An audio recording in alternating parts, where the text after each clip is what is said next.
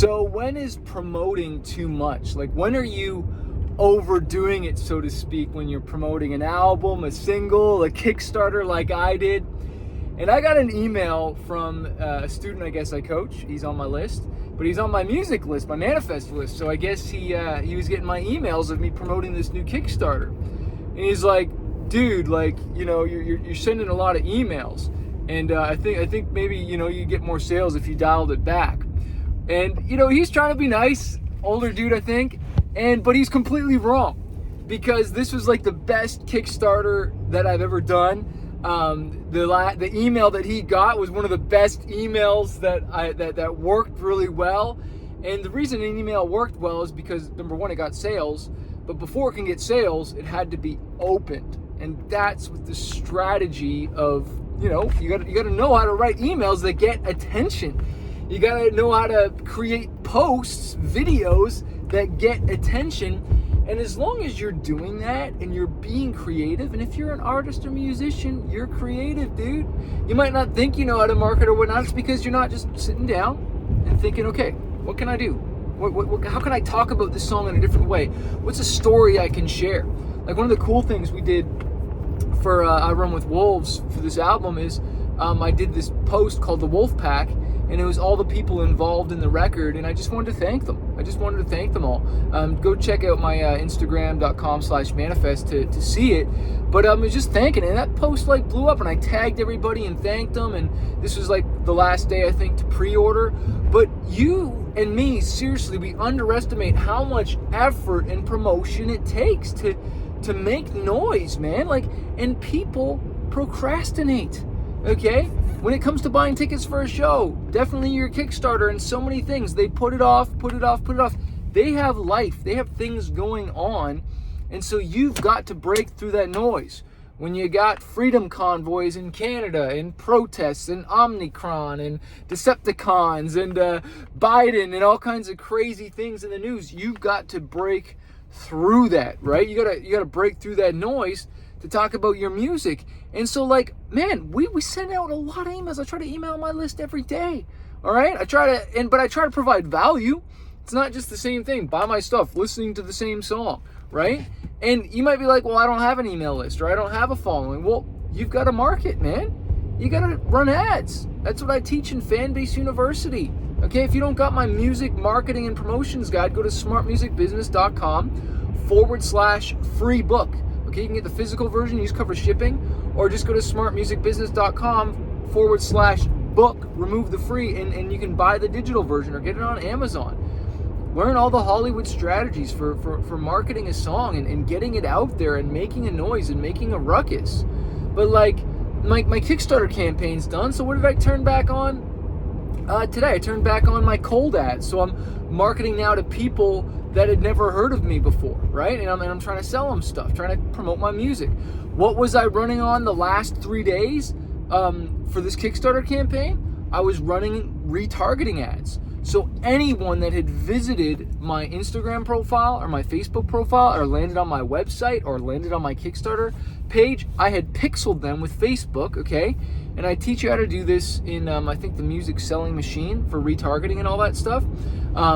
So go check that on my website if you want to learn how to do that. But these are all people that have shown interest. So they already know me, right? They've visited my Instagram page, my Facebook page, or my website. They've landed on them, okay? So that means they've heard of me. They checked me out. And so we call that warm traffic, okay? Warm traffic, people that have heard of me before. Cold traffic is people that have never heard of me or you before. Okay, and that's what I normally spend most of my budget on, is people that have never heard of me. I'm trying to bring them in. But then once they've heard of me, well, then I retarget them with ads and stuff to say, hey, do you want to get my CD? Do you want to buy it, right? Or do you want to support my Kickstarter? Or do you want to come to a show, right? Because they're more warmed up. But man, like, you got to be constantly promoting. Like, we created so many images. Like, me and my wife, we put together, she's my designer. And if you need someone to help you put together a campaign and of design and stuff, go to visioncityart.com, okay? But we put together so many different images. We put together countdown images like, hey, There's only 4 days left now to pre-order the album. There's only 3 days left. There's only 2 days left. There's only 1 day left, right? And like every day, it's like the sales started to go up as we came to the end, because what's one of the biggest needle movers? It's FOMO. What's FOMO? It's fear of missing out. Fear of missing out. But you've got to do maybe a limited edition this or a limited edition that. That's what we did, right? And then what did we do when it ended? We shut it down. And I did like a thank you video thanking all my fans and stuff like that, because I'm just so thankful, right? And appreciate them for supporting, especially doing the pre-order ahead of time, right? But then the question is, what do you do once the campaign's over, right? Like, we're in business here, business to make a profit. You got to keep selling stuff. Well, that's why you have to have a post-promotion campaign. Okay, so what's next? It's Monday. We ended the campaign Saturday night, but I'm still waking up to sales and stuff today, and that's because we continue to promote. We continue to have things. I learned this quote from my man Myron Golden. Fans can't take an offer you don't make. All right? If you're not making offers, you're not putting together stuff. And for some of you, you're really new, but that's why you probably need to get a good graphic designer to take your single artwork and make merch out of it and create things. And you got to be putting every dollar back into your music, back into marketing and promoting and promoting and promoting. We beasted it on Twitter, Facebook, TikTok, Spotify. Like we're hitting it on as the email list. Like I got over 30,000 Instagram followers, 73,000 subscribers on YouTube, 200,000 something likes on Facebook, and whatever other social media platforms we have. But what was the biggest needle mover? Was the email list. That email list, man. Number one after 6 or 7 crowdfunding campaigns. That was still number one. And if you want help launching your crowdfunding campaign, the live training isn't happening anymore, but go to smartmusicbusiness.com/crowdfunding and you can pick up that training so that you can learn how to do that. And there's a link below this video on signing up with Active Campaign. Okay, you get a free 7-day trial, but Active Campaign's what I use to host my email addresses, okay, and build my email list. That's where we host them, and that's where I send out mass emails. If you're on my Smart Music Business list, that's the software we use to send out emails. It's the same software I use for Manifest, and it's just incredible. The automation, the being able to see who opened it, who clicked on the email, and just all the data. It's just, one email address is worth 10 times more than a social media follower or subscriber, because you're in their inbox. All right, you're in their inbox, and it goes like this: cold traffic, people that have never heard of you before, you run ads to them. People that have maybe subscribed to your channel, watched your videos. They're warm. People that are on your email list, they're hot. They've given you their email list, their email address, their most precious contact information. And so, and I email them every day. And you might be like, well, what if they unsubscribe? Good. You're costing me a lot. I got tens of thousands of email addresses, and those aren't cheap to host every month. So, you know what I mean? Like, if you're not here to support, or I'm bothering you, you're not into the music anymore, it's okay.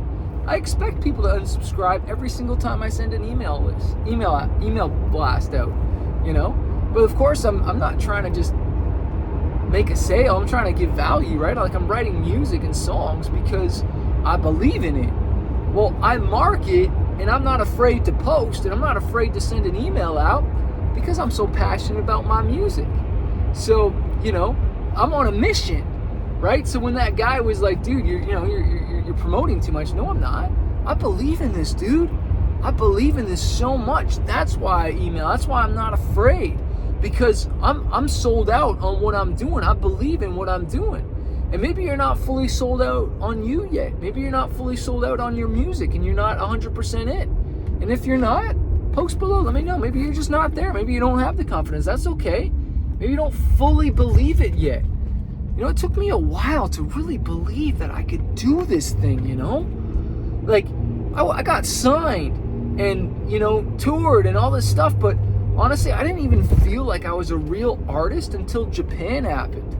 And I know that's crazy to say, but like I just didn't, like, and it's different for everybody, maybe some of you got a bigger ego than me or whatnot, but like maybe it was just my doubt and fear, because losing my dad to suicide when I was a kid, not having a father, I had to overcome some different self-esteem things. And maybe you're in that place too, but I just want to say, look, believe in yourself, man. And sometimes it takes someone else's belief in you before you even believe in yourself, right? Like, there's a guy that believed in me at the beginning, and I thank God for him. He came into my life, and really worked with me and helped me to develop. And, here I am now, and now I believe. And sometimes I still get doubts, I still get fears. But you know what I've learned now? Feel the fear and do it anyways. Do it afraid if you have to. And now I'm realizing, like, man, there's some emails and posts that, like, I almost didn't send. And those were the ones that kicked butt. Those are the ones that did the best.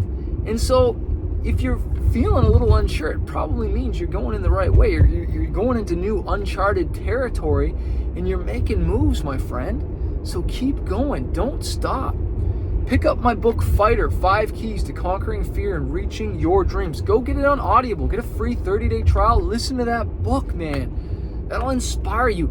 It is more a mental game than it is a physical, like, talent game. Like, there's so many talented people, but they don't have the mindset to overcome the constant fears and doubts and insecurities. This isn't just about talent.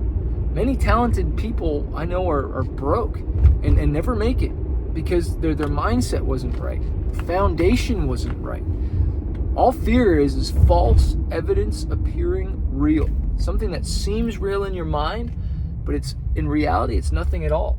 And there's a Bible verse I want to leave you with. It says in 2 Timothy 1:7, I wasn't born with a spirit of fear, but a spirit of power, of love, and of a sound mind. And I believe that you were born with a sound mind. You have a clear mind today. You have a focused mind. You know what you need to do. Go do it. Go do it in love. When I used to be scared to do shows, man, what I did was I stopped focusing on me and I started focusing on the other people. I've got a song to sing. I'm going to say something encouraging to a fan. I'm going to bless someone tonight. I'm not going to walk in fear. All right? So go kill it.